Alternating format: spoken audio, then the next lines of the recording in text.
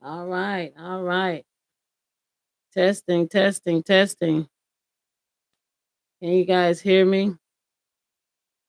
How y'all doing out there today? Well, ooh, I hope this seat don't fall. Yeah. In the process, we need, we need, we need new equipment and everything, y'all. As you can see, like I said, we're gonna get it together back here in the background. Have a different ambiance in the back, in my background. Once I get up and going really good. Right now, these are just test moments. Um, I'm just testing everything out. Again, you guys are speaking on it with the sweetest. This is what it is. Speak on it with the sweetest. And right now, I'm speaking on what I'm going through. You know, pretty much. Um, and right now, I'm going through recovering of my open heart surgery. You guys might gonna get tired of hearing about it, but like I said, it's different sides to this surgery, to the healing process, to the thought process of what I'm going through. Um, and like I said, I had went. It took me a minute. It took me a minute to actually go on YouTube and try to view other people's experiences as far as that has been through open heart surgery. My chest be hurting, yeah. Um, and a lot of the reviews that I seen on there was mainly men, and I'm not prejudiced or anything. And so I'm not trying to say this as a prejudice statement. But majority of the people up there giving their reviews on YouTube, they were white men and one white woman. Her name happened to be Cynthia, like mine, and I was like, I wanna the men, they were telling the story like, they were right back at it. Men, they never sick. They always good. Men are always good. They never go to the doctor.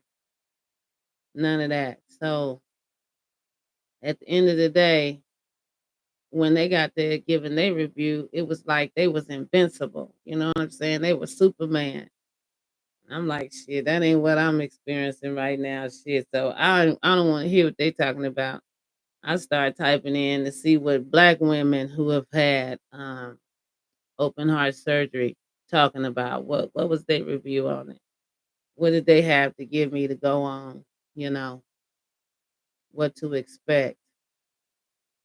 And I scrolled and I scrolled and I scrolled and I didn't see no black women on there, women of color. And so that made me decide that I wanted to talk about it anyway. Trust me, I'm going to talk about it. I want to give you all the reviews of the thoughts that I've had around this situation, even up to almost not even having it, um, because it was such an out of body and still an out of body experience. It's like I'm dreaming, and I'm gonna wake up and I'm gonna be able to tell everybody about this dream I'm having. Like, I had this dream and this and that and the other happened. You know what I'm saying? But it was all a dream. And but unfortunately, it's not a dream. I'm still hoping. I'm still hoping though. I'm still hopeful that I can look back on this and it be like I'm. It basically was like it was a dream because I've gotten over it. I've gotten past it. But right now, I'm in the thick of it. Anywho, there was no reviews of black women on YouTube, so I said I need to tell it. I need to talk about it. I need to talk about my experience. And then when I thought about my experience, I got to thinking about all the different angles of my experience that I'm having um from let's just take it at let's take it at one angle, the angle of accepting the fact and realizing the fact that um I have five clogged arteries. They're 80 and 90% clogged, and I gotta have open heart surgery because I could have a heart attack. I am in a great percentile to have a heart attack. So let's go with accepting that angle. And then when I get the news that this is going on, I'm feeling like, well, why are y'all not doing it right away? Why am I not in the emergency room? Because that sounds horrific, don't it? That sounds like, oh, you in trouble. You in big trouble. Five clogged arteries, 80 and 90% clogged. That sounds like you in big trouble right there. So I'm like, but the doctors have told me what's going on, told me what I'm gonna have to have, but they got me sitting for like 5 weeks, on this information before they're actually going to do anything, about, having the surgery. And I'm like, shit, I'm a sitting time bomb. Are they waiting to see if something happens? So every day that I would get up after I got the information that I had five clogged arteries, I would get up every day and was very, very thankful. Oh, thank you, Jesus, now that I know what's going on. Oh God, it not taking for granted every day he allowed me to get up. Now I'm really appreciating the wind, the sun, the water, the rain, the snow, whatever the weather is, I'm appreciating that. I'm appreciating the family's uh smell, behavior, ways, all of that. And so, but I'm also saying to myself, well, why aren't we doing something a little quicker than what we're doing it in? And basically, the doctors didn't seem like they was in no hurry. And so, I didn't get the concept, and I got the concept now. I'll get to that another later. But now I marinated on this information of having these five clogged arteries and having to have surgery and then having to prepare for this surgery. So then I go into the spin of making sure that I got everything to have a surgery that I don't want to have. Um, a surgery that I'm not even for sure that I should have, that I don't have enough information about. I don't think I've downloaded the fact that this is truly happening to me. Um, all of those scenarios. So I start spending on what all I'm gonna need, for recovery, when I go in the hospital, when I come out the hospital. So I go from buying all the different types of soaps, from the all the white towels to all the pajamas and slippers and bonnets and um I even bought a bidet. My husband got me a bidet for Christmas so that I didn't have to worry about, having those stinky cats. So all I had to do was sit on there and keep that bad boy fresh. Just twist the knob and spray it. So I was trying everything to kind of prepare for this surgery. And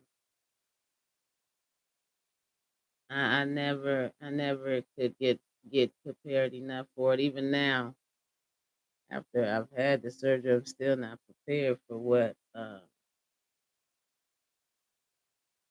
all it entails. Even the recovery process is hard. Um, it's hot in here. It's getting hot. Getting hot in here, and I need to go get me something to drink. Let me see if I can get somebody to bring me something to drink, so I don't have to leave my live podcast because it's hot. It's hot. It's hot. It's hot. It's hot. Mm-hmm. Ooh.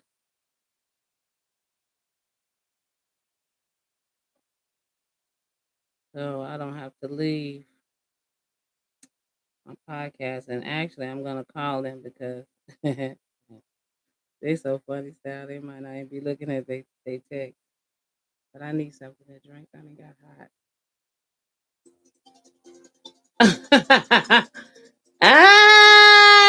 So much for that. So much for that. Anywho, this might end the podcast early because honey, I can't be getting hot. Let's see here. Oh, I can't even reach the can't reach over there to that fan either because this ironing board is in the way. Like I said, I don't have good atmosphere here. Anywho, I guess we're gonna continue this at another time because it's extremely hot in my husband's office, maybe because of that light. Um, but again, I am telling you guys about the different parts of this heart procedure that surgery that I've had, and what all it entails emotionally, physically, financially. Um, and it's so many parts to it, as I said. So you guys are gonna get different parts of it. Right now you're getting the prep and the disbelief of actually accepting the fact that I have to have the surgery or that I'm gonna do the surgery. There's more parts to it as far as after having it. You know what I'm saying? What I'm experiencing through it.